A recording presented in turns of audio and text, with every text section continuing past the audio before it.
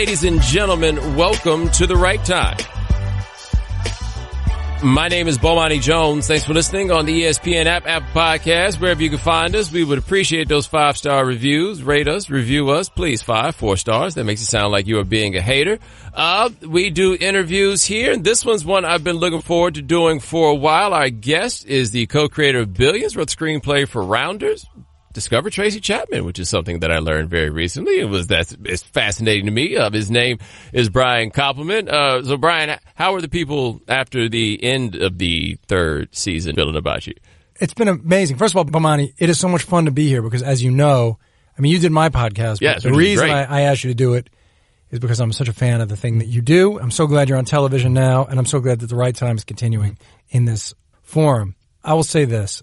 After 20-something years, maybe 22 years of writing movies and television, to have this piece of work that David, my lifelong best friend and creative partner, and I have created, working with these actors and this crew, and to have it hit people the way that it has, so that people who watch Billions aren't casual viewers of television. They are Billions fans.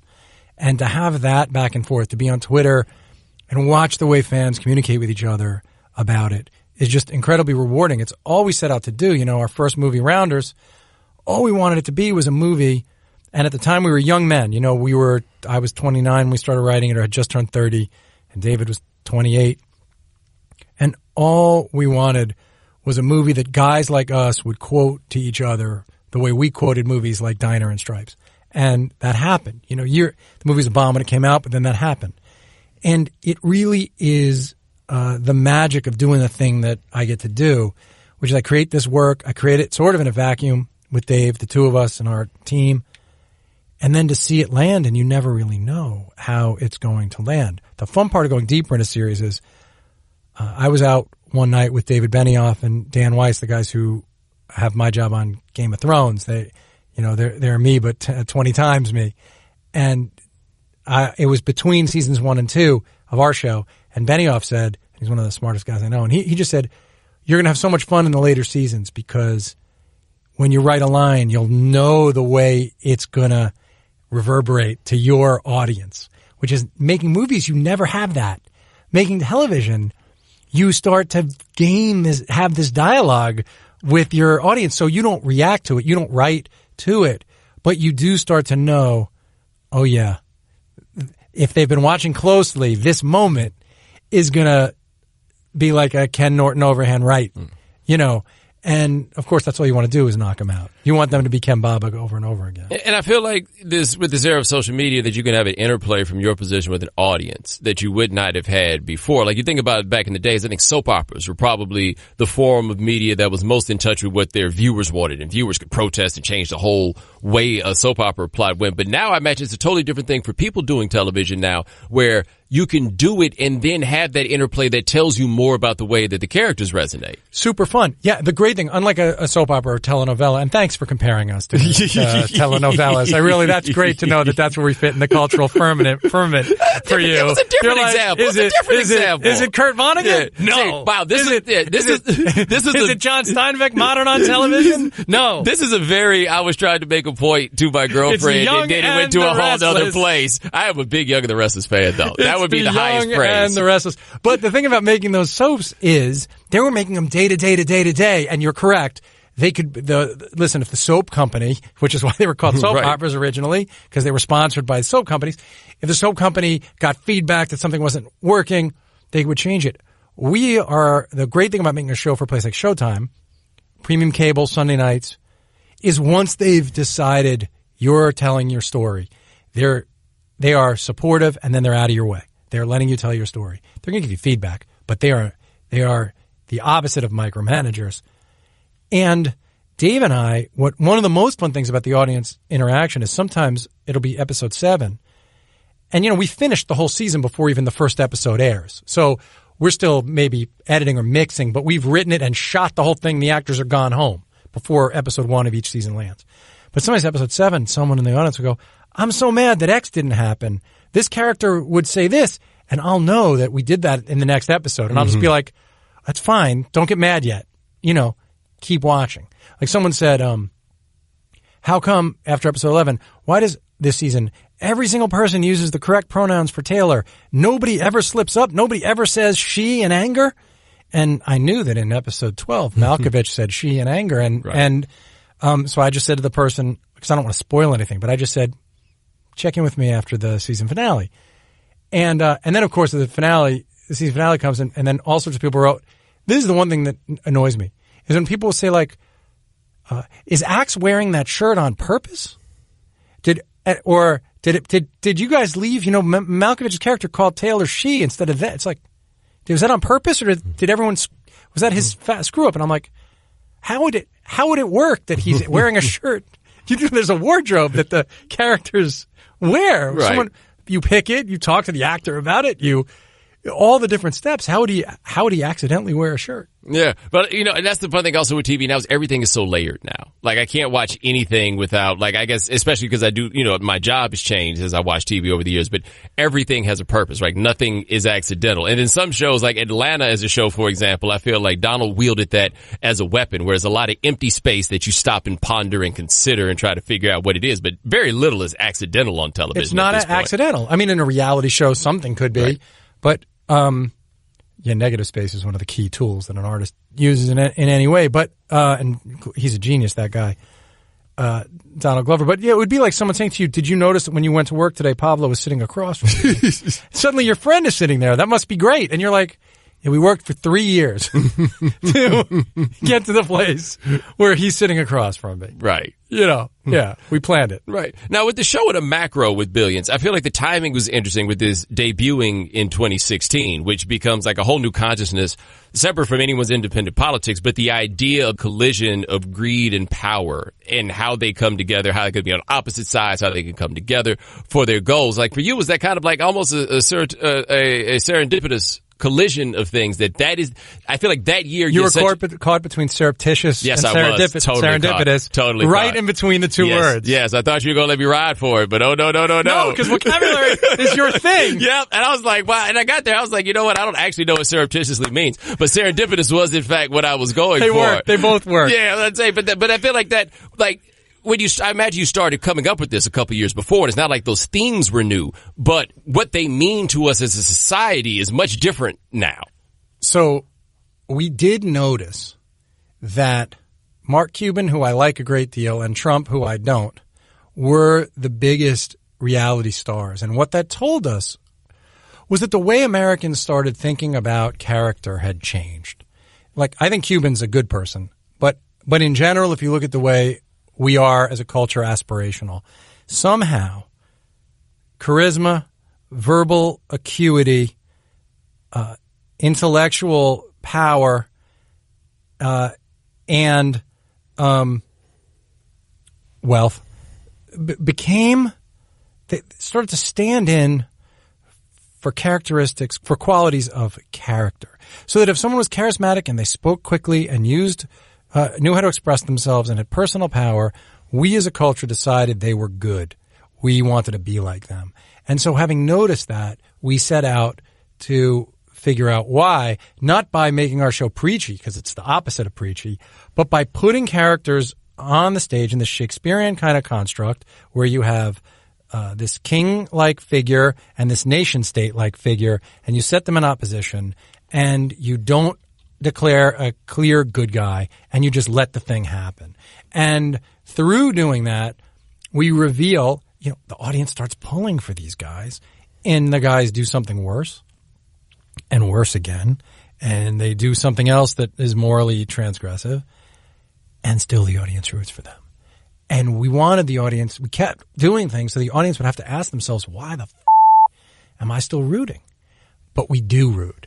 And so we did notice that in the culture. And yes, then as the events of 2016 happened, we were just a beat ahead of it, essentially. And I think that point about people rooting and just like deriving who they root for kind of independently is interesting because it's not even through the creation of an anti-hero, right? Like the anti-hero you root for because of the things that are awful for them. It almost, I feel like, speaks to the way that we all relate to what humanity is, which is all of us have a few friends who might just be a little bit awful. And for whatever reason, they're your guy and you ride out with them. But it's not because of the things that make them awful. It's almost not in spite of sometimes. That just happens to be part of it.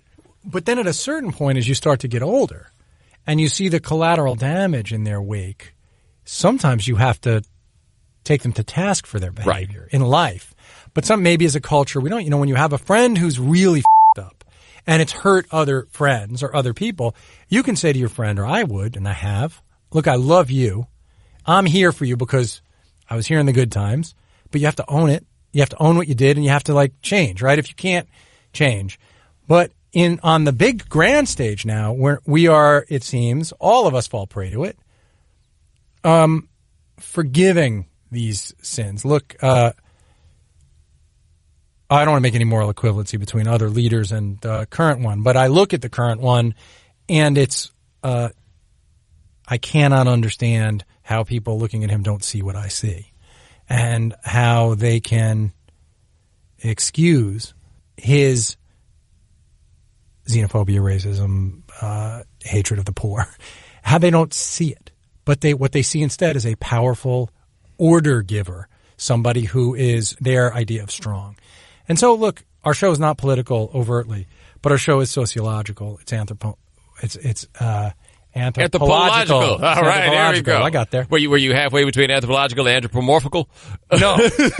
No, I got there, though. And it is those things. And so through the study of people, by the way, in a funny, right, our show's also largely just like a fast-moving, funny, entertaining show.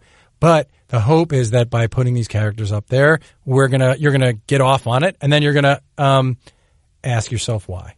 Now, do you wonder in ways like with kind of the change in television over the last, I guess, probably about 15 years, I feel like television has become a more sophisticated medium, and the idea that you would throw characters out and don't clearly say who the good or bad guys is a pretty new idea for that space. And I wonder at times how that in television is, I think it's reflective of the way we view people, but also then changes the ways that we look at people. Because in most situations, it is assigned to us from some ordained body, whoever it is, who the good guy is and who the bad guy is. I'm a Wire junkie. And one of the things that's most fascinating about The Wire is there is no good guy.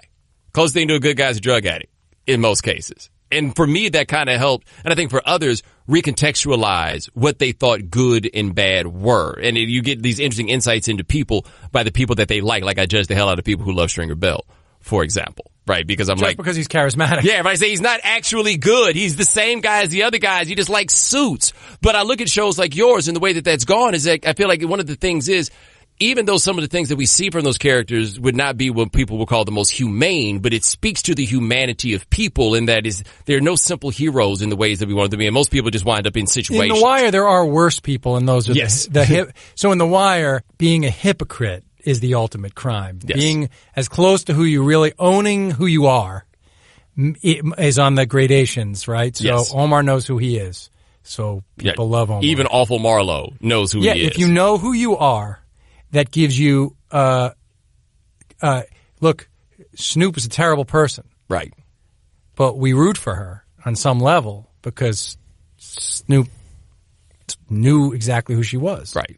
And I look at your show, like with Chuck, for example, Chuck becomes interesting because the notion of the U.S. attorney, right, which is the ultimate good guy, except is in theory, except the good guy that has all the power in the world, as lawyers will always tell you about that, about the U.S. attorney. They can do whatever the hell they want. Crazy. And they do. And that's part of what the show shows also is I have this axe to grind. I will do it for years. I mean, it's interesting. David Simon is a genius. And when he made The Wire, that was after 20 or 30 years of studying that stuff as a journalist, right?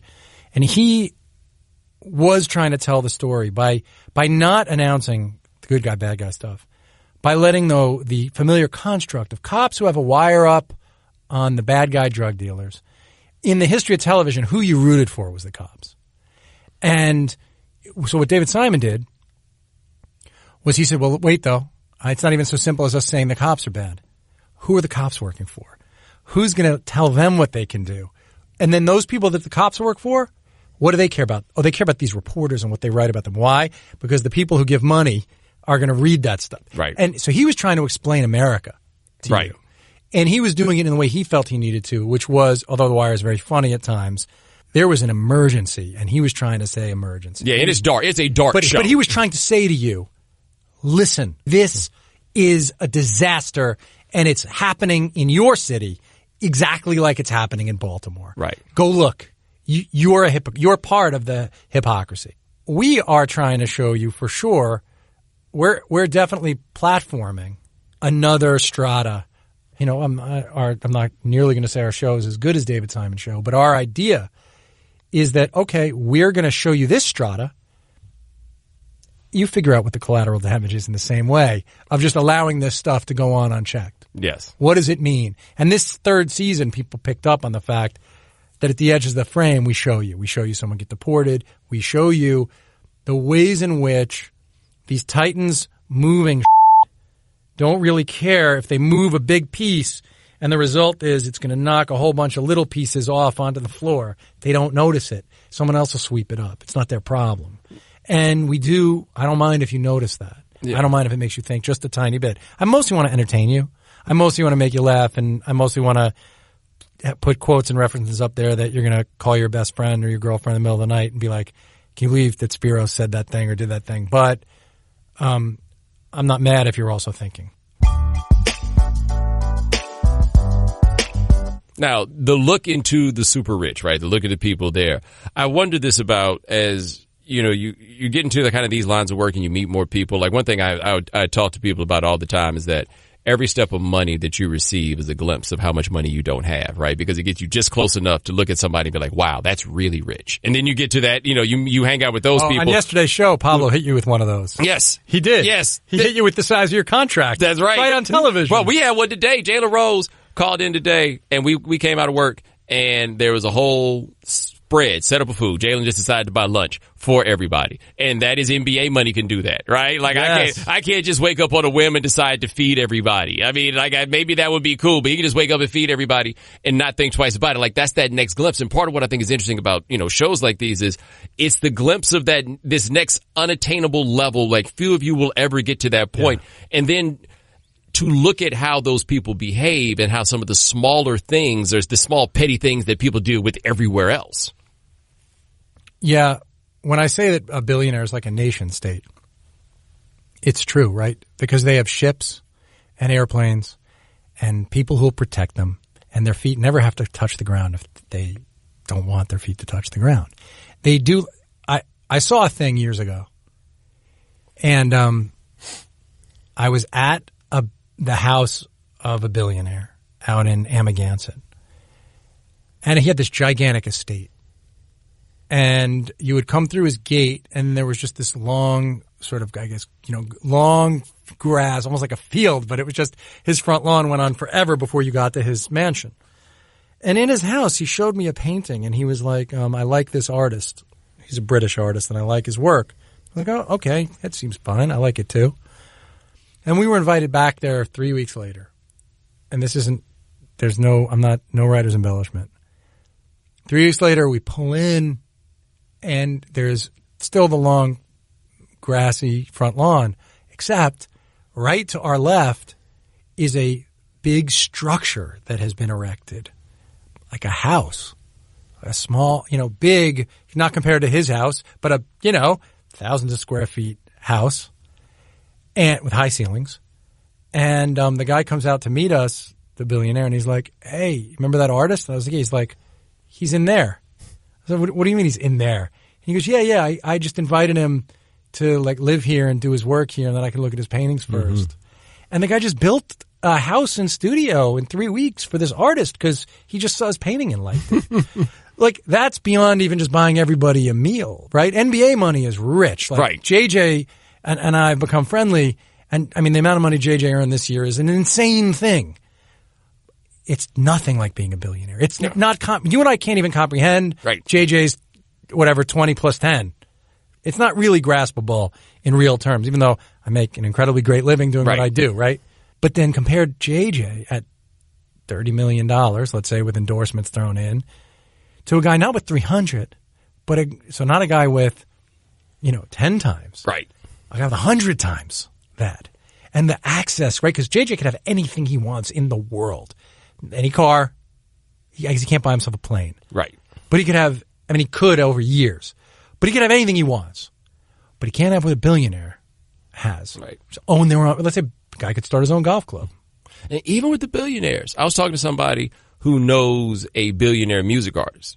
And they said that someone made an observation about him that the gap between like someone who has $100 million and like $2 or $3 billion, they said that that's a realm of like awful people. It isn't until they get like into the like multiple billions that they kind of calm down and then they go back to being humans, which is crazy that there's gradations. Even like everywhere we think is like the next, like the millionaire used to be the unattainable level. Like if I'll be a millionaire, okay, there's a big gap between a millionaire and a billionaire. Well, I'm a billionaire. Well, would you believe there are actually gaps between those people too? No, and it's a sickening, crazy thing to think about, right? Because the truth is nobody needs even, there's nobody who, you know, if I said, here's $2 million for the rest of your life, like that's enough money for the rest of anybody's life to live an amazing, right? If the success story is you're 65 and if you had $500,000 in the bank from your retirement fund, you've won in terms of the financial world. Right.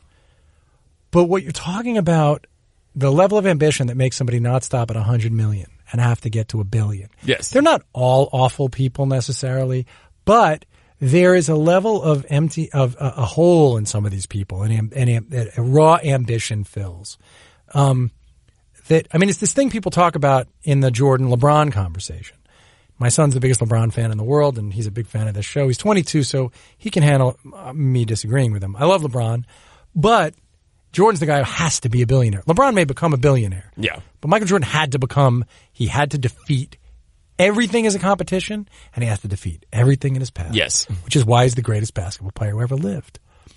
Because, I mean, his ability and his work ethic, but then... No, but it's the fact that he has to destroy everyone and everything. That's a big part of this. He would pass to Paxson, right? People get on LeBron for passing in the end of a game.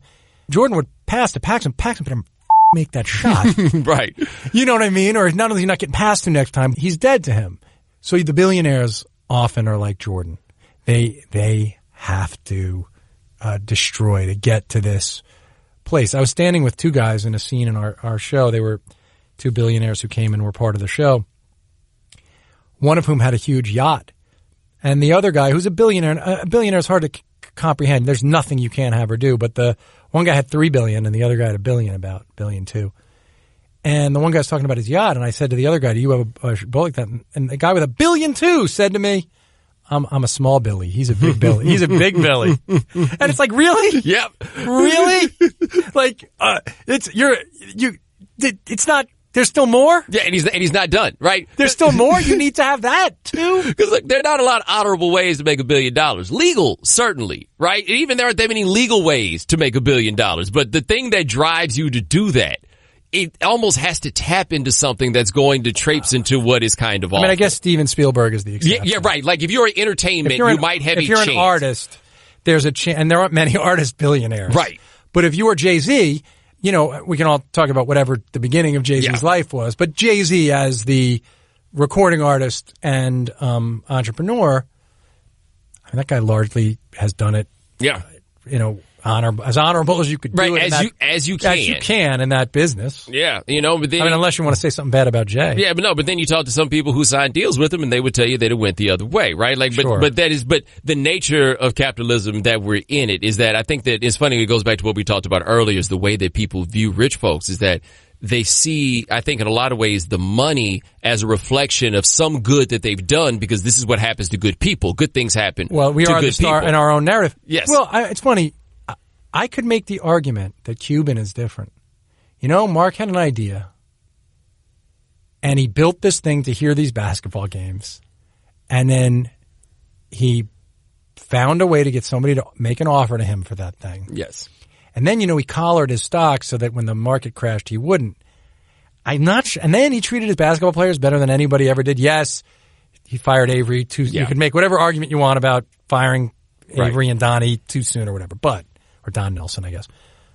But you can make the argument that Mark didn't do it completely wrongly. No.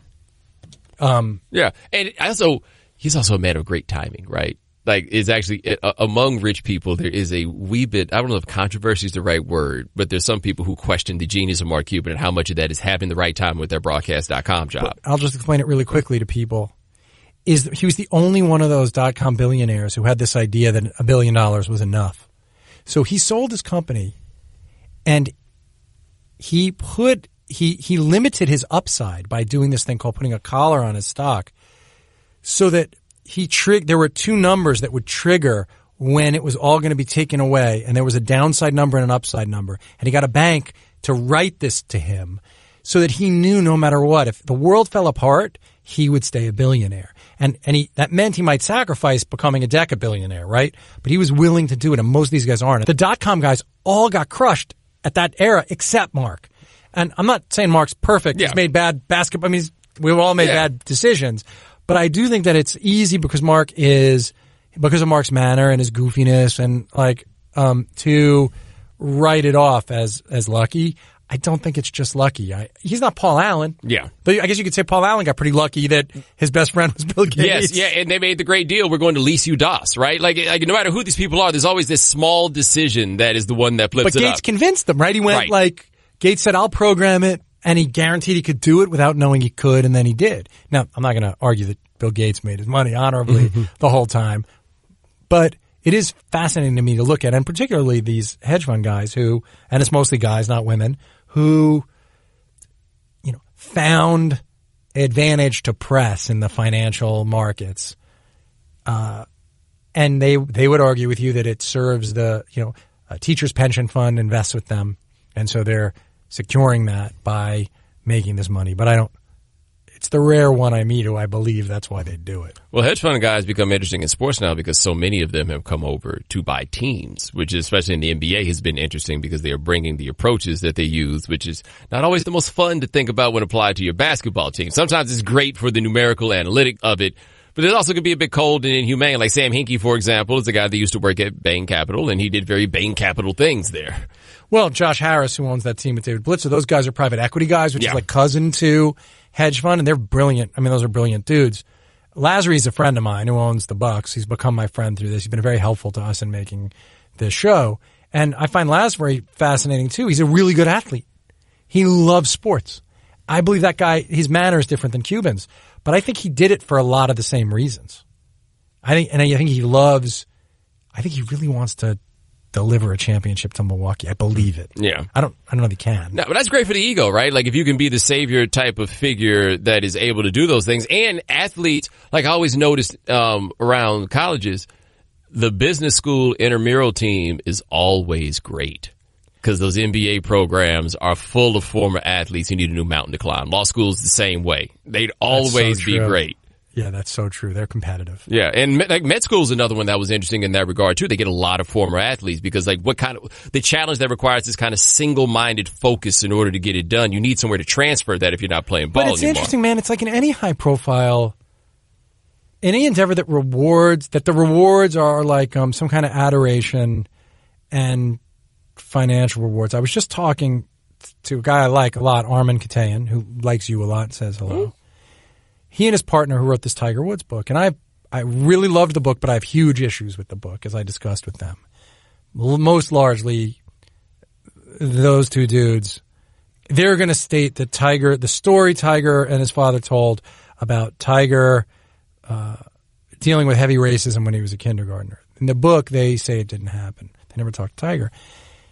And their justifications for that and revealing all this sex stuff about Tiger is like, well, there's a journalistic imperative. There's that, but I'm looking at them and I'm like, well, no, you had to put the sex thing in. You had to put that in because that's how you're going to sell the books.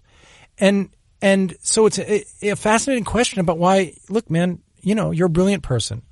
You decided you want to be on television. None of us are, doing the most noble version of the work we could be doing with the capacity we have. Right. So I don't want to hold us out in judgment of the finance people or of the billionaire because, I mean, I could be in a research lab trying to make the world. I mean, I'm not great at science, but I'd be an incredible public defender. Right. I'm not doing that work. That's work that needs to be done. Right. Like that work needs to be done. I have a legal education. I am not doing that work. Right. Like I'm just writing about corrupt lawyers and billionaires on television. Yes, it makes people happy. I love doing it. It's also like really fun to get to do what I do for a living. Well, yeah, like that's where I'm at, right? And that's what those guys have. I think the thing that we forget is those guys, if you get to be a hedge fund billionaire, you are having a great time. Yeah, see, and that's the part for me that becomes interesting is the notion of that as a good time, because I feel like they've approached a place in life where they are making money for the intrinsic value of making money. Like, it's no longer about what this money can provide, because it's like video game points after a while. Like, but it's about action. No, but it's about all the stuff.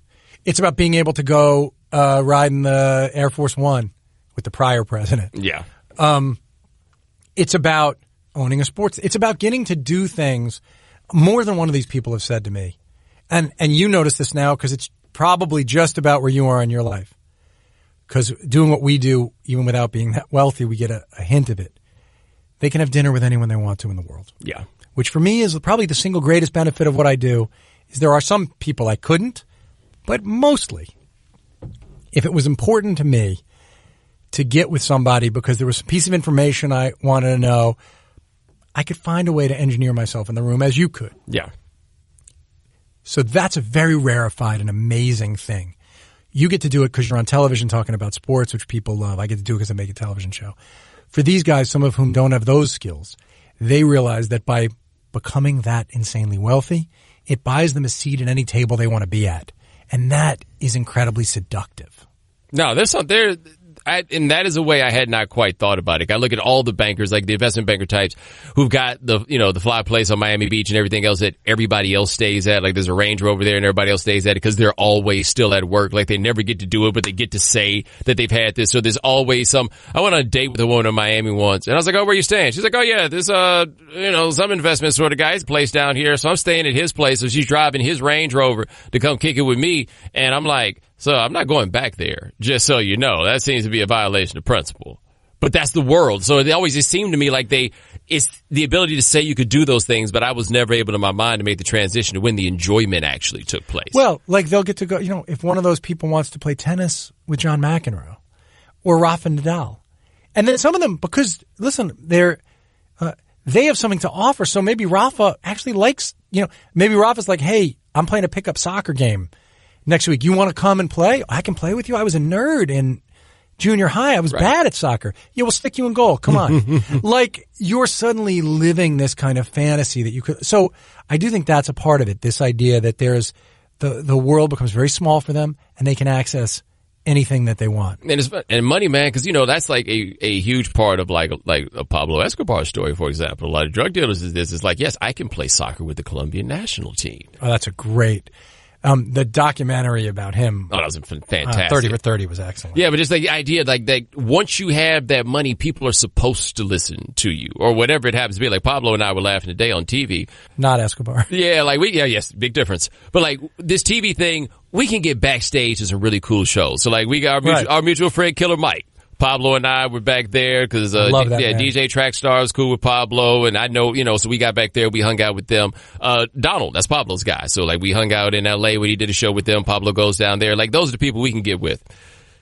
Dennis Rodman parlays that into a friendship with all people Kim Jong. It is amazing what people will parlay their access into, right? Well, that has to do with who you are inside and what you're into. I mean, you recognize that Killer Mike and LP.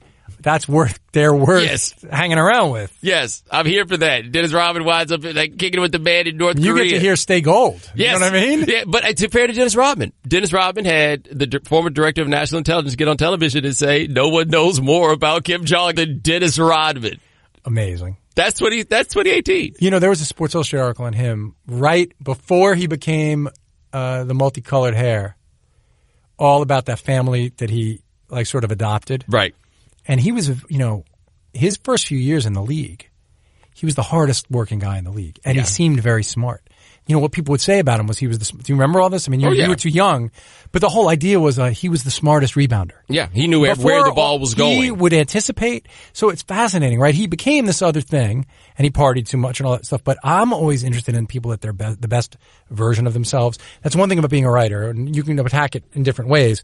I'm always interested in figuring out what the best version of a person is. Then why don't they live up to it, or why do they even exceed what anyone reasonable could have thought was the best version of them? So look at Dennis Rodman. I'm like, that guy could have gone a whole different, could have been a coach in the league. He could have had an entirely different path.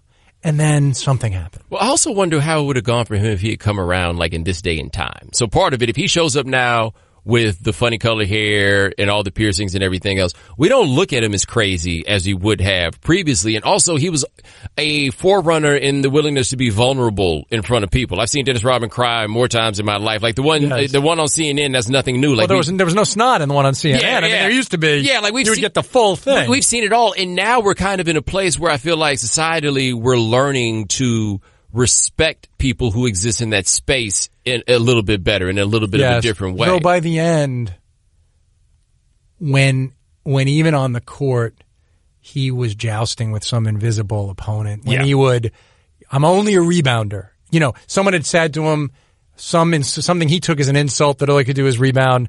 So he'd get an offensive board, no one would be there, and he refused to make the layup. Right. At a certain point, the craziness did kick in. No, totally. Because do you remember those days when he wouldn't shoot? Yeah. He would be right under the hoop, and he could just literally lay it in, and he would just, no, I'm sorry, you said I'm just a rebounder. Yeah, but I wonder how it all manifests itself, because so much of this was rebellious behavior that would now be, truly would not be seen as being rebellious at this point. You think he could play in the league now? I think if he played in the league now, the difference would be he would have had to develop at least a capable shot. And then if he has a capable shot, he could play defense. He can guard all 5 positions. He was the best. So there's a place for him there, and then there's a place for him as a rebounder. If he had an elbow shot, like 10, like a 15-foot enough jumper? to justify his presence on the court. Not a 3, just if he could make a 8-footer, 10-footer. A 3 would help. But like if Andre Robertson can hang around in the league, then Dennis Rodman could find a place to play. And then, he is kind of the forerunner to Draymond Green, except Dennis Rodman in this day is Draymond Green because Draymond Green has to shoot. Right. There's no hiding anymore. Yeah, because of the way that it's spread out, you have to. So I want to ask you this about the show, just as a technical thing, because I found this to be interesting. Not a lot of people wrap up what they've been doing for 2.5 years in the middle of the 3rd season. How much discussion was there amongst you guys about this is how we're going to do it? Well, we talk about all of it, right? Dave and I and our writing staff talk about that stuff. We're in the room and we're thinking about it. I would say early on we had this idea of how the season would end, and then we started thinking about where to sort of break it off.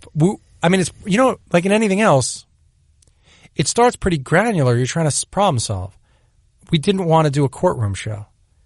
So how do you avoid doing a courtroom show when the guy got the other guy in this spot at the end of last season? All right, if we don't want to be in the courtroom, then the case has to wrap up before the trial starts. Okay, can we drag that out all season? We could. Should we? No. Well, then what? Well, we have to solve it. And you're just looking at it like a math problem in a certain way. Here's what I know I don't want.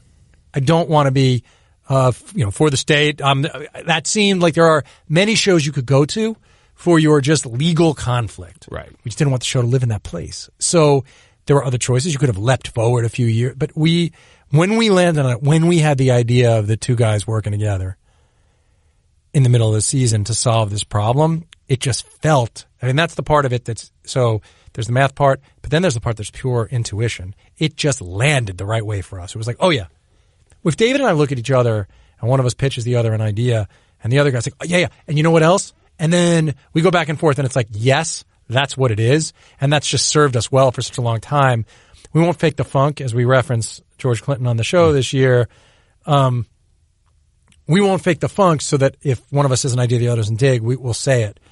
And so that when we do line up, we know that it's strong. Also, people don't talk about Bootsy enough. Everyone just talks about George. Yeah. And nobody talks about Bootsy. The outfits were great. Nobody talks about Bootsy enough. And then Eddie Hazel, maybe the best underrated great guitarist. And he's underrated because it's one moment, right? Like it's like a Maggot Brain, and people think it goes nothing beyond the Maggot Brain. I'm like, no, this is the most impressive. Yeah, this is the most impressive collection of talent maybe that anybody's had in the band. It's interesting. In general, guitarists who don't play in the rock and roll world, like Ernie Isley is incredible. Nobody knows, but if you ask guitar player, most people, rock fans, list 50 great guitarists. Like I guess a Rolling Stone list will list him, right? But nobody knows Ernie Isley is the greatest guitar player. No, and by the way, Ernie Isley, I didn't realize this till reading liner notes, played the drums on more than half of those 1970s albums. But also, the Jimi Hendrix, Jimi Hendrix lived in their house. Yes. Was like his babysitter? Yes. It's crazy. Right. Ozzy Brothers got that covers album, Giving It Back, that starts with Ohio and goes into Machine Gun. And comes behind that, I want to say, with Fire and Rain, like a 12-minute version of Lay Lady Lay. And it's like the cover is Ron and Ernie and I think it's O'Kelly, and they're up there with acoustic guitar sitting on the cover. It's a total deviation from what people think the paradigm is, right? At the time, they're like, no, we do all of this. And that's what I think. When I hear the Ozzy Brothers and Funkadelic, I'm just like, yo, there are really a whole lot of people who will argue me to the ground that Funkadelic is not a rock band, and I'm just like, I have to stop fighting you. I can't win this war with you. Yeah, the only time when Rick James is a guitar player, because he was a white guy who played an Explorer, that guitar, people credited it. We're like, oh yeah, he must be like a Van Halen guy because he looked like right. it. It's like Steve Cropper when he played with Otis Redding. It's like, he is the greatest guitarist of the era, and he was great. Steve Cropper's monster. He is, but we understand how we got here. Like we totally Dwayne Allman on Hey Jude. It's not that this isn't good. It is as good as they say. We just know how we got here. Wait, I don't want to turn this into a whole music podcast, but I will say, people don't, like your audience, people your age, do not listen to Wilson Pickett. No, he's so good. There's nothing bad. There's swear to God, almost nothing better than Wilson Pickett. And by the way, if you're a rock and roll fan or if you're an R&B fan, it doesn't matter what kind, blues fan, it's all there in those Wilson Pickett records, partially because that band was the best band ever. Yes. Every single one of them, no matter who walked in, was as good as you could possibly be at music. But then he sang better than anybody. I saw the best description of the Wilson Pickett catalog. When Otis Redding isn't Southern enough for you. Right. You go to Wilson Pickett. Yeah. But it is the best. I mean, it's just the best for me. There's almost nothing better than that. I haven't been able to get I'm very, the music on our show matters a lot and people talk about it all the time. I haven't gotten a Wilson Pickett track in, but I will. I actually just found a track that you're going to freak for next year, which I won't say now, which by an artist that I really have wanted to get in. I finally figured it out. Dave and I played the song for Dave, and he was like, "Yep, yeah, we're doing that next season." Well, I think that's a good way to wrap on that. Is the choice of like using music in your shows, because that's a big thing for me. Like with the radio shows I've done, I have curated all the playlists of bump music and everything else. Like I wanted the show to feel a certain way and to give a vibe. But I've always been fascinated. Like my brother and I both said we'd love to do that for a living, is the guy that picks the songs for the moments in music. So like, what's the process? How does the process go on that? Do you shoot it and then watch it and then decide, or do you have it in mind? Well, often we script it. Because of my background in music, I'm a music fanatic, like you. I could have this conversation we were just having about these guitar players, but in any genre of music, pretty much, I'm not the most knowledgeable about jazz, though to talk to a regular person, I'm very knowledgeable about jazz. Right. And I don't know anything about classical music, though I've been studying lately, but I don't know anything about classical music. But, so I'm a freak. I keep lists constantly. I share those lists with Dave. Dave's also a huge music fan. He's not a nerd like I am about it, but he's a huge music guy and good at it too. And so I'm keeping these lists, and then sometimes when we're writing an episode of the show, a song will occur, like in the second episode of last season, Round Here by the Counting Crows plays in the beginning and end. And that just came right in the writer's room. I just said in the room, someone said this character, then her name will be Maria. I said, well, Round Here's going to be playing at the opening and the close. You had like 6 choices off that first album of what Maria song to go with. But I knew it was going to be that one because of this one line at the end. And so the great thing is our audience and the critics who watch the show are keyed into it. And so now everybody's aware to look at the symbolism in the music. And that's like, probably editing and picking the songs is I spent my whole life to get ready to be able to help pick the songs for a television show.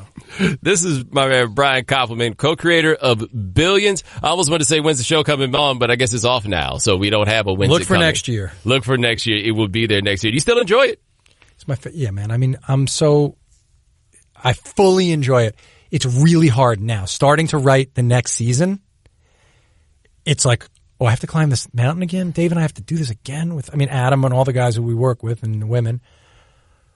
But the reward of getting to work with these actors, and we didn't talk about that really, but next time we can, when you give this stuff to these actors and then they just knock it out of the park, it's crazy. It's, if you do what I do, there's no better feeling than I get to walk onto a set and see all these amazing actors make music out of the thing that we do. No, I tell you what, I appreciate you joining me on this podcast as I was on your podcast, and I remember that one of the big things I got out of that was like, man, I got to have more people in the studio to do this because it's so much better when you're just sitting with somebody and the conversational rhythm is so much more When natural. You can do it, it's a lot better. Right, and you wound up being the first person we've actually been able to get in here is that true? For a full one. Yeah, Jody Abergrand came in for a quick one, but the hypothesis is proven out true, so it's always appreciated. So happy to be here. Thanks for having me, Bomani. it's a pleasure to have you in my life. I like that we occasionally text and communicate, and I'm rooting so hard for you. Dude, I greatly appreciate it. Thank you. And I will thank you guys for listening to The Right Time here. My man Gabe Bassane handles everything behind the scenes. Thank you, sir. Remember, check us out at ESPN app and Apple Podcasts. Rate us, review us. 5 stars. We'd appreciate it. Give us 4 stars. I'm going to think that you're a hater. And we'll talk to you guys next week. Thanks for checking out The Right Time with Bomani Jones podcast. You can listen or subscribe on the ESPN app, Apple Podcasts, or wherever you listen to podcasts. The Right Time with Bomani Jones.